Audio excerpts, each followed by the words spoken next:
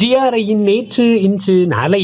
இலங்கையின் கொழும்பு பல்கலைக்கழகத்தில் 6/3/2025 அன்று கணிதத்துறையின் சார்பில் நடைபெற்ற சர்வதேச கருத்தரங்கில் நமது பல்கலைக்கழக கணிதவியல் துறை பேராசிரியர் டாக்டர் மகாதேவன் அவர்கள் சிறப்பு விருந்தினராக கலந்து கொண்டு உரையாற்றினார். மேலும் அவர் கொழும்பு பல்கலைக்கழக கணிதத்துறையுடன் புரிந்துணர்வு ஒப்பந்தத்தையும் மேற்கொண்டார். நமது பல்கலைக்கழக கல்வியியல் துறையின் சார்பில் பன்னாட்டு மாநாடு 11/3/2025 தேதி அன்று நடைபெற்றது. இந்த மாநாட்டிற்கு நமது மாண்புமை துணைவேந்தரின் பஞ்சநதம் தலைமை தாங்கினார்.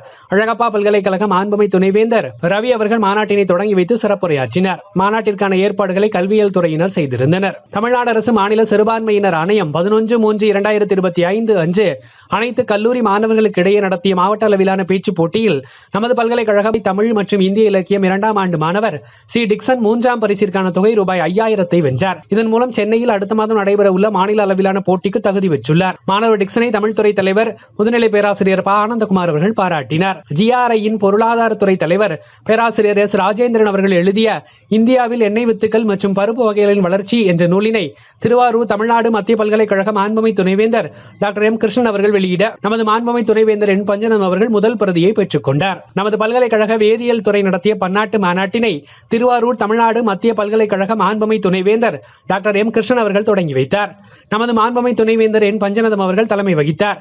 இதில் வேதியியல் துறை வல்லுநர்கள், பேராசிரியர்கள், ஆராய்ச்சியாளர்கள், யுஜி மற்றும் பிஜி மாணவர்கள் திரளாக கலந்து கொண்டனர். மார்ச் 11/2025 அன்று மதுரை அமெரிக்கன் கல்லூரியில் பிளாசியா 2025 கல்லூரிகளுக்கிடையே நடைபெற்ற போட்டிகளில் நமது பல்கலைக்கழக உயிரியல் துறை மாணவர்கள் 2ஆம் இடத்தை வென்றனர். வெற்றி பெற்ற மாணவர்களை உயிரியல் துறை தலைவர் பேராசிரியர் டாக்டர் பி யு மகாலிங்கம் அவர்கள் வாழ்த்தினார். 3/3/2025 அன்று பஞ்சம்பட்டியில் ஜிஆர்ஐ என்எஸ்எஸ் யூனிட் 1 யூனிட் 3 மாணவர்களுக்காக எதையும் சாதிக்கும் இணைந்த கரங்கள் எனும் தலைப்பில் பயிற்சி பட்டறை நடைபெற்றது. நமது பல்கலைக்கழக வருகை தரு தொழில் வல்லுநர் திரு சண்முக சுந்தரம் அவர்கள் மாணவர்களுக்கு பயிற்சி அளித்தார். இந்த பயிற்சி பட்டறையின் மூலம் 100 மாணவர்கள் வரை பயனடைந்தனர். இதற்கான ஏற்பாடுகளை கணிதவியல் துறை இணை பேராசிரியர் சுரேஷ்குமார் அவர்கள் செய்திருந்தார். நமது பல்கலைக்கழக இயற்பியல் துறை ஆற்றல் சேமிப்பு சாதனங்களின் உலகளாவிய நிலை 21ஆம் நூற்றாண்டில் அறிவியல் மற்றும் தொழில்நுட்பத்தின் கண்ணோட்டங்கள் எனும் தலைப்பில் மார்ச் 6-7-2025 ஆகிய தேதிகளில் இணைய வழி கருத்தரங்கினை நடத்தியது. இதில் பேராசிரியர்கள், ஆராய்ச்சியாளர்கள், யுஜி மற்றும் பிஜி மாணவர்கள் மற்றும் தொழில்துறை வல்லுநர்கள் கலந்து கொண்டனர். திருச்சி சிக்கண்ணா அரசு கலைக்கல்லூரியில் நடைபெற்ற தாய்மொழி நாள் நிகழ்வில் நமது பல்கலைக்கழக தமிழ் துறை தலைவர் முதுநிலை பேராசிரியர் ப ஆனந்தகுமார் அவர்கள் சிறப்பு விருந்தினராக கலந்து கொண்டு உரையாற்றினார்.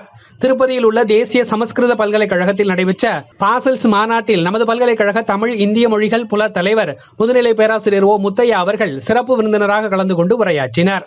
நமது பல்கலைக்கழகத்தில் ஹைதராபாத் டீடாஸ் பார்மா சார்பில் நடைபெற்ற வேலைவாய்ப்பு நேர்காணலில் எம்எஸ்சி கெமிஸ்ட்ரி இறுதியாண்டு மாணவர்கள் பிருத்திவிராஜன், தனபால், பிஎஸ்சி கெமிஸ்ட்ரி இறுதியாண்டு மாணவர்கள் நிவிதா, ஸ்ரீனிவாசன் ஆகியோர் பணிவாய்ப்பு பெற்றனர்.